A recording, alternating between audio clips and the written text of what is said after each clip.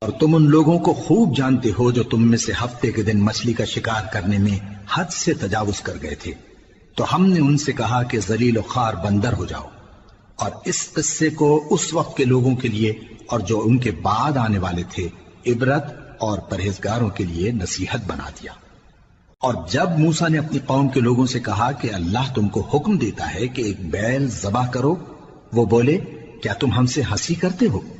موسیٰ نے کہا کہ میں اللہ کی پناہ مانگتا ہوں کہ نادان بنوں۔ انہوں نے کہا کہ اپنے پروردگار سے التجا کیجئے کہ وہ ہمیں یہ بتائے کہ وہ بیل کس طرح کا ہو۔ موسیٰ نے کہا پروردگار فرماتا ہے کہ وہ بیل نہ تو بوڑھا ہو اور نہ بچڑا، بلکہ ان کے درمیان یعنی جوان ہو، سو جیسا تم کو حکم دیا گیا ہے ویسا کرو۔ انہوں نے کہا اپنے پروردگار سے درخواست کیجئے کہ ہم کو یہ بھی بتا دے کہ اس کا رنگ کیسا ہو۔ موسیٰ نے کہا پروردگار فرماتا ہے